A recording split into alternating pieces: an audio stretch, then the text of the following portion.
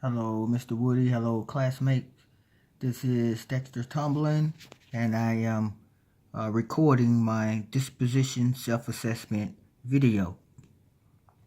There are 4 questions that I'm been assigned to answer for myself when I looked at the disposition. But I will get to those later. The first thing I want to point out in my video is when it came to the dispositions, I pretty much strongly agree to all of the dispositions stated in the chart we all had to fill out. The reason being, I think the disposition provides professionalism, it provides discipline, it also provides a model so that we as future educators could follow and always put the effort to following when we're teaching one day.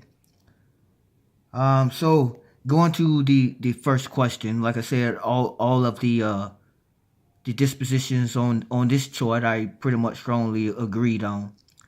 But going to the questions, the first question talks about me demonstrating what ability out of these dispositions that kind of define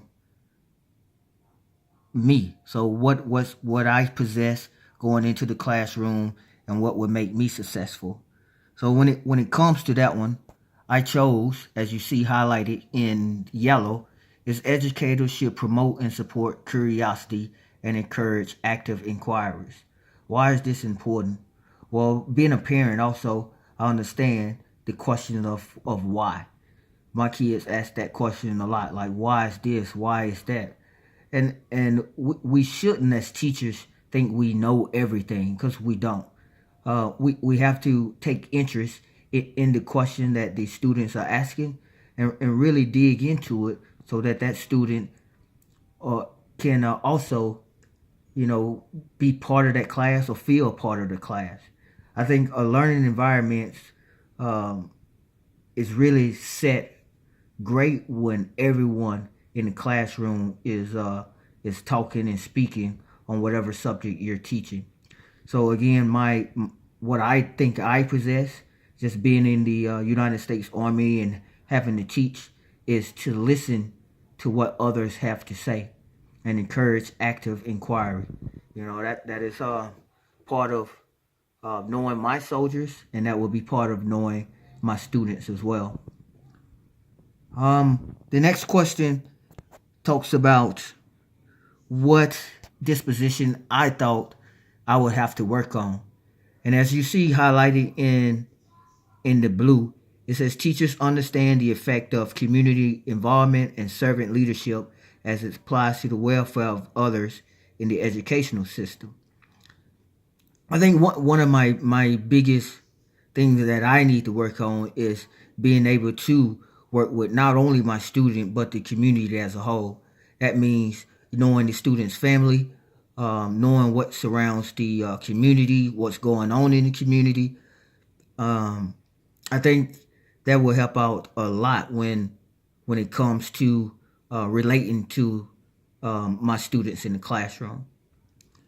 All right, the third question talks about demonstrates abilities to understand gender, cultural learning differences.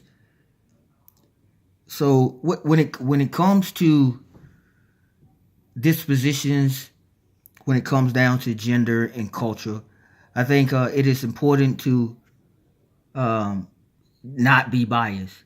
And being biased means you're doing what you need to do to ensure that everyone has equal opportunity in the classroom, regardless of their race, regardless of their culture or their background. And then finally, the last question is an annual performance. When it comes to an annual performance, I'm kind of used to this, being a soldier in the Army. In the Army, we do what's called a NCOER. And NCOER is pretty much an evaluation for NCOs during that year. So it looks at the things you've done great and the things you need to still work on. So an annual report for me will help me to understand what I need to work on and the things that I'm strong at. So I hope that this answers your question. Thank you, and may God bless. All right, bye bye.